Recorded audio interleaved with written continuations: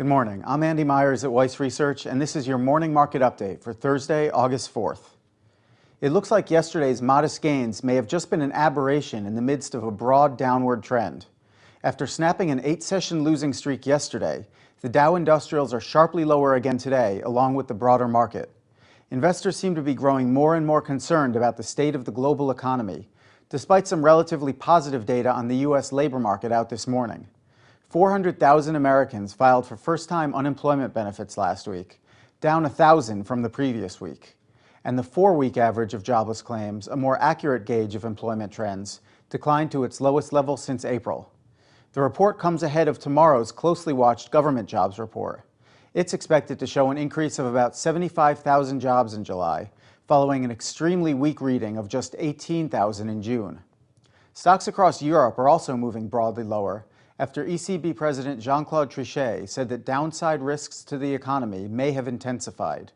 The comment came in Trichet's monthly news conference after the European Central Bank decided to hold interest rates steady.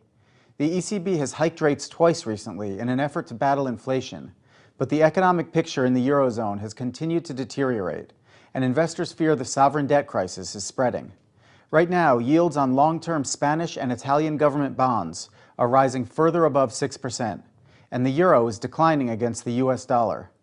The dollar is also sharply higher against the yen, after the Bank of Japan stepped in to weaken its own currency. The intervention followed a similar move by Switzerland yesterday. Exporters in both of those countries have been hurt, as traders have rushed into their currencies as safe haven investments. That trend toward relative safety in the markets also continues to boost gold prices. They're rising to another record this morning, now closing in on $1,680 an ounce. Turning to corporate news, the biggest winner among the Dow Industrials today is Kraft Foods. It's surging 5% after announcing that it will break up into 2 publicly traded companies. One firm will house Kraft's global snacks brands, while the other focuses on its North American grocery business, including beverages and cheese. Kraft also posted better than expected earnings growth and raised its forecast for the full year. Meanwhile, General Motors said its second quarter profit more than doubled to $2.5 billion. Revenue also rose, driven by demand for its fuel economy models. Both numbers topped estimates. But GM shares are getting hurt by the broader downward trend in the market, losing 2% right now.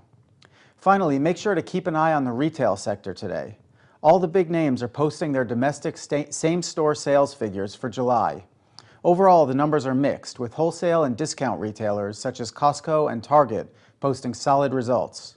Macy's, Limited Brands, and TJX also reported better than expected sales, but all 3 stocks are losing ground along with the broader market. Meanwhile, Gap continues to struggle. Its shares are falling nearly 5% after it saw another month of lower sales growth. That's the latest from Weiss Research. Have a great trading day.